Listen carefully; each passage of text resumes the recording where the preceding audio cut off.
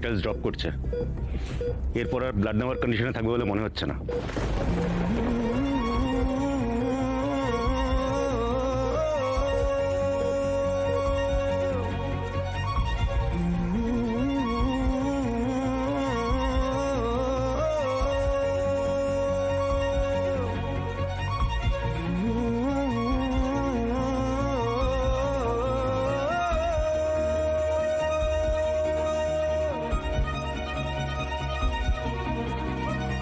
আমার জন্য অনেক বিপদের মধ্যে পড়তে হচ্ছে, তাই না স্যার?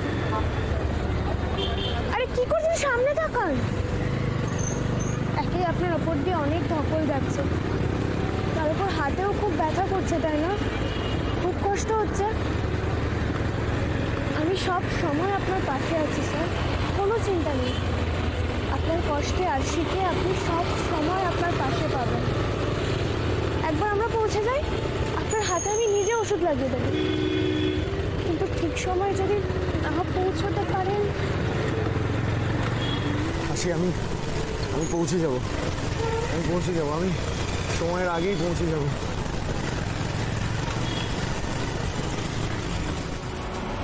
আর আধ ঘন্টার মধ্যে ব্লাড ট্রান্সমিশন না করতে পারলে কি যে হবে আমরা জানি না। কি বলছেন ডাক্তারবাবু? এটা করে কি কথা শোনালে আমাকে? কেন এটাকে এত শাস্তি দিচ্ছ কেন? মা, আপনি শান্ত হন মা। এবার যে আপনার শরীর খারাপ করবে। দেখুন দেখুন মা, ভগবানের ওপরে আমাদের বিশ্বাস রাখতেই হবে। মা, আমার সায়কের সঙ্গে আমার কথা হয়ে গেছে।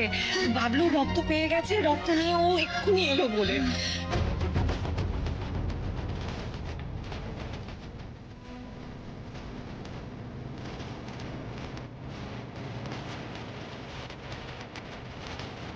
তাতে ডক্টরকে ডাকো। আবারও বলছি ওদেরকে তাড়াতাড়ি আসতে বলুন। রোগীর অবস্থা ভীষণ খারাপ, পালস রেট একদম কমে গেছে, খুব আস্তে আস্তে শ্বাস নিচ্ছে। রক্ত নিতে পারবে কিনা কে জানে।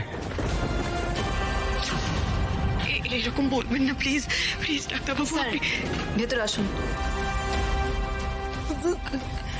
কি হলো?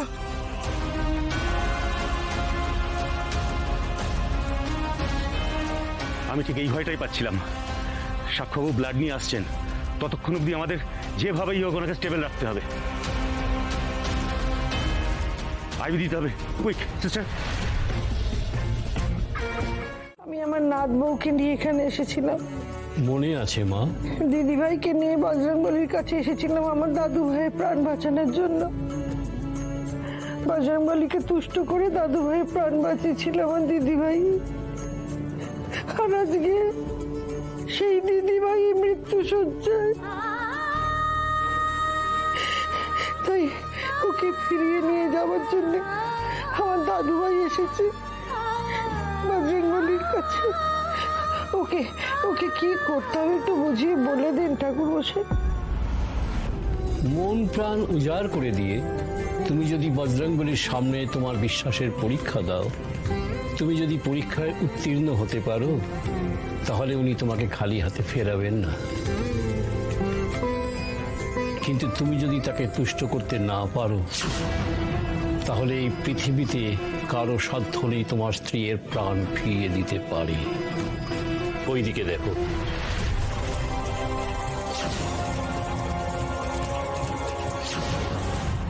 তোমার মনে সত্যি যদি বিশ্বাস থাকে, যদি তোমরা সত্যি আবার এক হতে চাও, তাহলে পরীক্ষা তোমায় দিতেই হবে।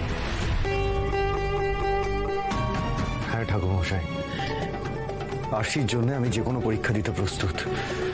আপনি শুধু বলুন।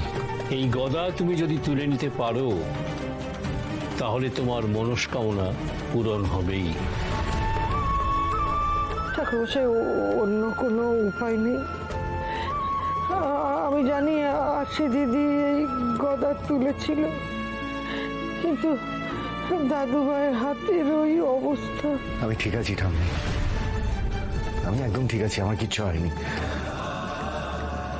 ওই গদা আমি তুলবই।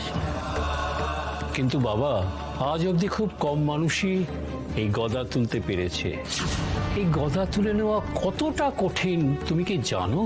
আজ থেকে প্রায় 280 বছর আগে মাটির নিচে থেকে এই গদা উদ্ধার করা হয়। তারপর তাকে স্থাপন করা হয় বজরংবলীর এই মন্দিরে। এত ওজন এই গদার যে হাতি দিয়ে টেনে টেনে তাকে এই মন্দির চত্বরে স্থাপন করা হয়েছিল। সেই সময় একটা লোককথা, লোকবিশ্বাস শোনা যায়।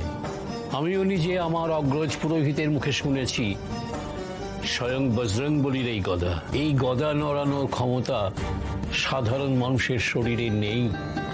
কিন্তু যদি প্রকৃত কোনো ভক্ত হনুমান চল্লিশা পাঠ করতে করতে এই গদা তোলার চেষ্টা করে,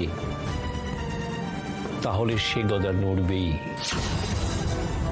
আর সেই ভক্তের মনস্কামনা যত অসম্ভবই হোক না কেন।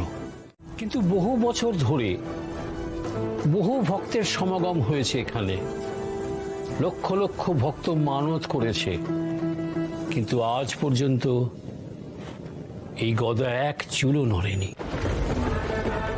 শুনেছি বহু বছর আগে একজন মেয়ে নাকি এই অসম্ভবকে সম্ভব করেছিল। আমি দেখিনি, কিন্তু আমার অগ্রজের কাছে আমি শুনেছি। তারপর তোমার স্ত্রীকে দেখলাম, আজ তোমার পালা। দেখো তোমার স্ত্রীর জন্য তুমি এই পরীক্ষা দিতে পারো কি না। পারবো। আরশি যদি পারে তাহলে আমিও পারবো। जय हनुमान ज्ञान गुण सागर जय कपीस तिहु लोक उजागर रामदूत अतुलित बल धामा अंजनी पुत्र আমাকে যে পারতেই হবে। বেশ বেশ। निवार